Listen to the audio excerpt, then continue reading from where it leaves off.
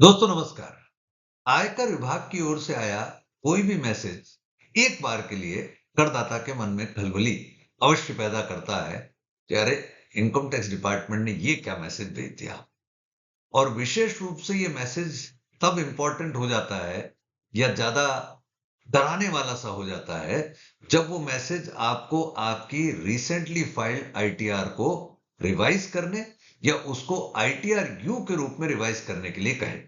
और ऐसा ही कुछ पिछले दिनों में शुरुआत हुई कि इनकम टैक्स डिपार्टमेंट ने, आई कैन से हर वर्ष की भांति, असेसमेंट ईयर 2025-26 की आईटीआर यू फाइल करने के लिए प्रेरित करता हुआ मैसेज इन दिनों करदाताओं को भेजना शुरू किया। तो क्या आपको भी आयकर विभाग से आईटीआर यू फाइल करने का इस प्रकार का कोई मैसेज मिला है? यदि हाँ, तो ये वीडियो आपके लिए बनी है। इस वीडियो में न केवल मैं मैसेज के प्रारूप पर चर्चा करूंगा, बल्कि इस मैसेज की वजह से उत्पन्न होने वाले प्रश्न और उन प्रश्नों के उत्तर पर भी आपसे डिटेल में यहां चर्चा करूंगा। तो चलिए आगे लिए चलता हूं। तो ये मैसेज दो प्रारूप में करदाताओं के पास आ रहे हैं, एक एसएमएस के रूप में और दूसरा मेल के रूप में। तो एसएमएस किस प्रकार आ रहा है कि वहां पर करदाता का नाम लिख करके और नाम के साथ में करदाता का पैन नंबर कोड करके, इससे थोड़ा सा आपको ऑथेंटिसिटी लगेगी कि हाँ साहब, मेरा नाम और पैन नंबर भी डिपार्टमेंट ने कोड किया है। क्योंकि आजकल करदाता एक बड़ी गफलत में ये भी पड़े रहते हैं कि कहीं ये फेक मैसेज तो नहीं है। तो जब आपका नाम लिखा है, नाम के साथ पैन नंबर कोटेड है और इस कंटेंट क्या लिखा है यहां पर, it was notice that a claim of refund has been made in the latest oblique revise income tax return for PAN number so and so, जो कि आपका पैन होगा, for assessment year 2025-26 filed by you, processing of the said return temporarily kept on hold. तो ज्यादातर जिन करदाताओं को ये message भेजे गए हैं, उनके रिफंड को इनकम टैक्स डिपार्टमेंट ने ऑलरेडी होल्ड पर रखा हुआ है। ये इस मैसेज के थ्रू सूचना दी गई है, as it was identified under the risk management framework. तो डिपार्टमेंट का एक इंटरनल रिस्क मैनेजमेंट फ्रेमवर्क है, जिसके तहत वो तय करता है कि इनकम टैक्स डिपार्टमेंट की राय में ऐसी कौन सी रिटर्न्स हैं जिनको कि वो from the point of view of risk management framework मानता है कि इन रिटर्न्स में उनके ओपिनियन में कोई गलती या गड़बड़ी हो सकती है।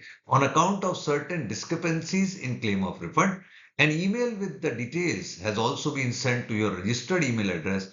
If required, you are requested to correct your claim of refund. This is important. If required, यदि जरूरत हो तो, यानी जरूरत नहीं हो तो फिर आपको कुछ नहीं करना, लेकिन जरूरत है तो करना पड़ेगा।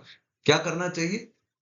अपडेटेड रिटर्न फाइल करिए to ensure the accuracy and completeness of your return.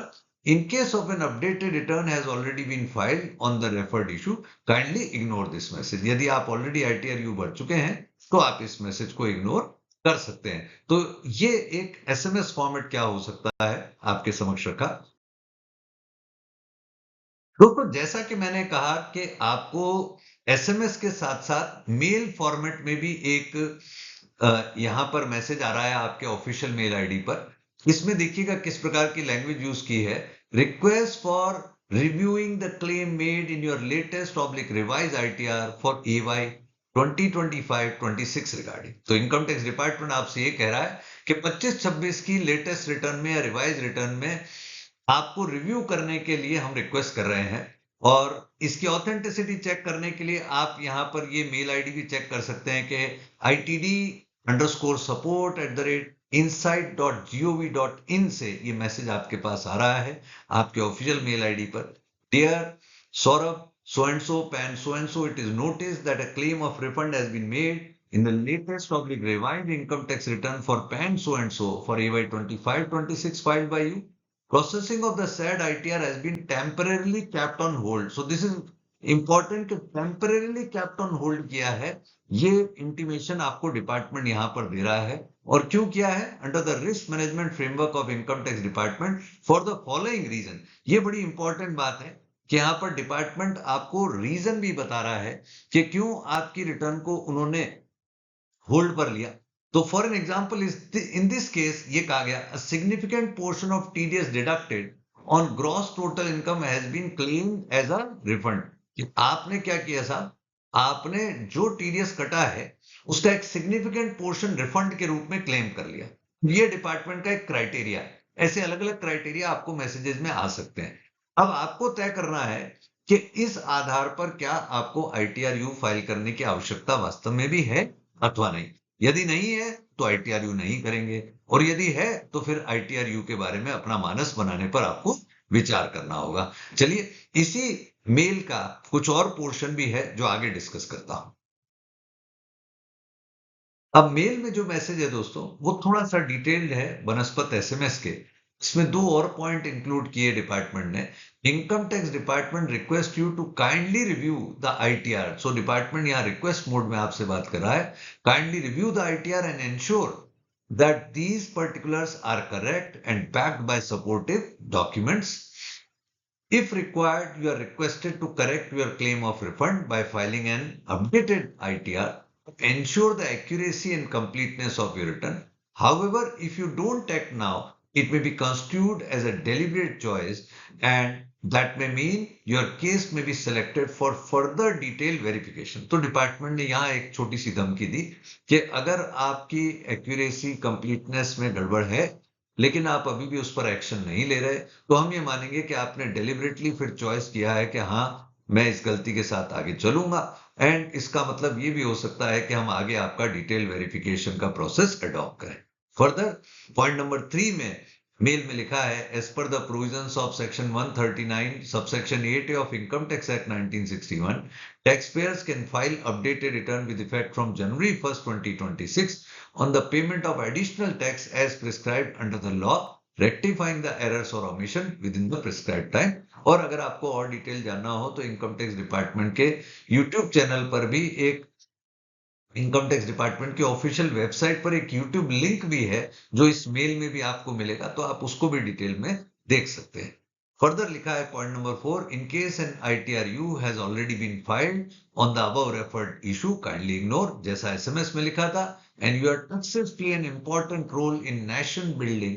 We appreciate your contribution and your commitment to fulfilling your tax obligation. ठीक है सर, अभी भी कुछ पोर्शन इस मेल फॉर्मेट का बचा है जिस पर आगे चर्चा करता हूं। फर्दर इनकम टैक्स डिपार्टमेंट ने लास्ट में लिखा, kindly note this communication is intended to alert you on an possible incorrect claim. यानी ये एक तरीके का अलर्ट है, ये बड़ी इंपॉर्टेंट बात है, alert you on any possible incorrect claim oblique omission in the above mentioned return of income. This email has been sent to you as a part of income tax department communication and it is not a notice. Very important point कि ये जो mail आई है ये notice नहीं है, ये केवल एक कम्युनिकेशन है, सूचना है। इस सूचना पर एक्शन नहीं करने से प्राइमा फेसाई कोई पेनल्टी नहीं लगेगी। ये बड़ी इंपॉर्टेंट बात यहां जानने की। अब दोस्तों आपके समक्ष रखता हूं इस प्रकार के मैसेज जो चाहे एसएमएस फॉर्मेट में आए हों या ईमेल फॉर्मेट में आए हों, इनकी वजह से जो क्वेश्चन उत्पन्न होते हैं उनके उत्तर करदाता को कैसे मिले, जो मेरी इस वीडियो का सबसे इंपॉर्टेंट हिस्सा है। Whether an online response filing is mandatory. मान लीजिए आपको लगता है कि नहीं, मुझे तो कुछ भी नहीं करना, कोई आईटीआरयू नहीं फाइल करनी, तो क्या मेरे को फिर भी कहीं ऑनलाइन जाके मेरे इनकम टैक्स लॉगिन में रिस्पॉन्स देना है कि नो चेंज इज रिक्वायर्ड? मेरी ओपिनियन में ऐसा कोई ऑनलाइन रिस्पॉन्स इस प्रकार के मैसेज या कम्युनिकेशन को करने की आवश्यकता नहीं है। इवन ऐसी कोई फैसिलिटी भी एज ऑन डेट उपलब्ध नहीं है। दूसरा, whether ITRU filing is mandatory. Again दोस्तों बड़ा इंपॉर्टेंट क्वेश्चन है। आपको जरूर ये काम करना होगा कि अपनी रिटर्न में पीछे जाकर के अवश्य देखें कि क्या आपकी आईटीआर जो आपने फाइल करी, चाहे वो ओरिजिनल रिटर्न थी, रिवाइज रिटर्न थी, उसके अंदर कोई ऐसा डिडक्शन है, कोई ऐसा इशू है जो आईटीआरयू भरना मांगता है। और यहाँ आपका कंसल्टेंट आपके लिए अच्छा कार्य कर सकते हैं कि they can also review your return. और अगर आपने खुद रिटर्न भरी हो तो आप किसी कंसल्टेंट के साथ चेक कर सकते हैं कि साहब मेरी रिटर्न में क्या आपको लगता है क्या कि कोई चीज इस प्रकार की है जो आईटीआरयू मांगती हो, और उसके बेसिस पर फिर आप डिसाइड करें। यदि आपको लगता है चेंज करना है तो आईटीआरयू, और चेंज भी कैसा, ऐसा चेंज जिससे इनकम टैक्स डिपार्टमेंट को फायदा हो, तभी आईटीआरयू फाइल की जा सकती है। अदरवाइज आईटीआरयू संभव नहीं होगी। यदि आप कहें कि नहीं मेरा रिलीफ क्लेम करना रह गया, बेनिफिट क्लेम करना रह गया, तो मैं आईटीआरयू भरूं, नहीं हो सकता। तो आईटीआरयू फाइलिंग दोस्तों रिकमेंडेटरी है, मैंडेटरी नहीं है। What are the benefits of ITR U filing? ये एक बहुत फ्रीक्वेंटली क्वेश्चन पूछा जाता है कि अनूप जी, अगर मैं आईटीआर-यू फाइल कर भी दूं तो ऐसा कौन सा मुझे बहुत सारा बेनिफिट हो जाने वाला है, क्योंकि यहाँ तो मुझे एडिशनल टैक्स भी देना पड़ेगा। सर, बेनिफिट ये है कि अगर आप आईटीआर-यू भरते हैं तो आईटीआर-यू भरने से चाहे आपको एक बार के लिए टैक्स, इंटरेस्ट, एडिशनल टैक्स देना पड़ता है जो भारी लगता है, लेकिन आपको 200% की जो पेनल्टी इनकम टैक्स डिपार्टमेंट भविष्य में यदि कोई गलत डिडक्शन संबंधित है या इनकम की अंडर रिपोर्टिंग संबंधित है, वो जो पेनल्टी लग सकती है उससे भारी बचत होगी और ब्याज का मीटर भी आईटीआर-यू भरने से रुकेगा। If no ITR U is filed, whether refund will not be issued, क्योंकि ज्यादातर ये मैसेज उन्हीं लोगों को आए हैं जिन्होंने रिफंड क्लेम किया है। तो फिर अगर हम आईटीआर-यू भरते ही नहीं है तो क्या फिर हमारा रिफंड अल्टीमेटली इशू नहीं होगा? ऐसा नहीं है सर। अल्टीमेटली आपका रिफंड जरूर इशू होगा, क्योंकि एवाई 25-26 की रिटर्न को डिपार्टमेंट किसी न किसी सूरत में, मेरा मानना है 31 दिसंबर 2026 तक सीपीसी प्रोसेस करने के लिए लायबल है, एज्यूमिंग दैट कि 31 दिसंबर 2025 तक रिटर्न फाइल कर दी गई थी। तो इसके बियॉन्ड डिपार्टमेंट आपकी रिटर्न की प्रोसेसिंग होल्ड नहीं कर सकता। और इसी कारण से मैं ये मानता हूं कि अगर आपको कोई चेंज नहीं करना, आईटीआर-यू नहीं भरना, तो अल्टीमेटली इस दिवस तक आपकी रिटर्न प्रोसेस होगी। हाँ, तब तक आपको वेट करना पड़ेगा। नॉन फाइलिंग ऑफ रिटर्न में result into opening up of assessment. ये सिग्निफिकेंट क्वेश्चन है कि अगर आप आईटीआर-यू नहीं भरते तो क्या आपका असेसमेंट खोल दिया जाएगा? ऐसा कोई गारंटी नहीं है।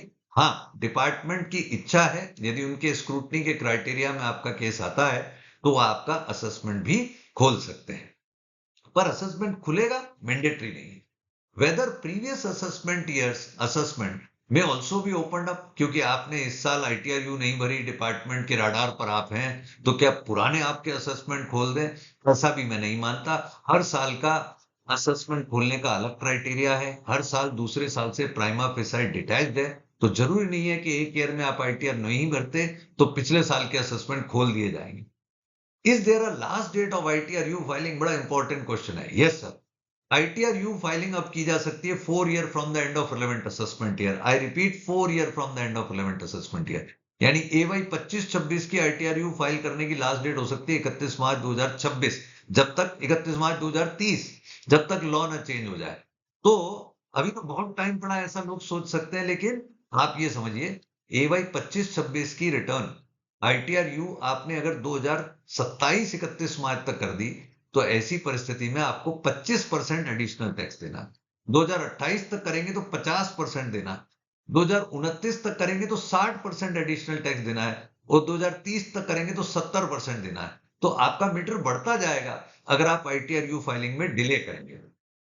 What if ITR-you filing is made after 31 मार्च 2026? क्योंकि मैं मार्च 2026 में ये वीडियो बना रहा हूं, तो यदि आप 31 मार्च स्किप कर गए असेसमेंट ईयर 25-26 के लिए आईटीआर-यू फाइल करने में, तो आपको क्या नुकसान है? एक तो ब्याज लग जाएगा आपको 1% का एक्स्ट्रा, लेकिन क्या आपका एडिशनल टैक्स फिर 25 से 50% कैटेगरी में जाएगा? नहीं, क्योंकि अभी असेसमेंट ईयर 25-26 का एक साल पूरा होना है 31 मार्च 27 तक। तो मान लीजिए किसी के पास बजट नहीं है अभी, ऐसे नहीं है, और वो बंदा चाहता है कि साहब अप्रैल मई में मैं कर लूंगा जमा, तो अप्रैल मई में भी आप जमा करा सकते हैं। ऐसी कोई बात नहीं है कि तुरंत ही आपको आईटीआर-यू भरनी है।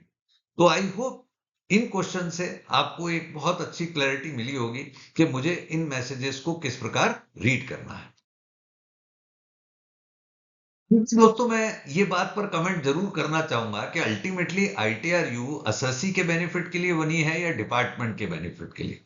तो देखिए, इनकम टैक्स डिपार्टमेंट ने तो ऑनलाइन कंप्लायंस के इस प्रारूप को ले लिया है और इस प्रारूप के अंदर इनकम टैक्स डिपार्टमेंट बहुत बड़ी संख्या में लोगों तक पहुंच जाता है, बहुत सरल तरीके से पहुंच जाता है और बिना असेसमेंट खोले ही आईटीआर-यू के थ्रू बहुत बड़ी रिकवरी भी कर लेता है।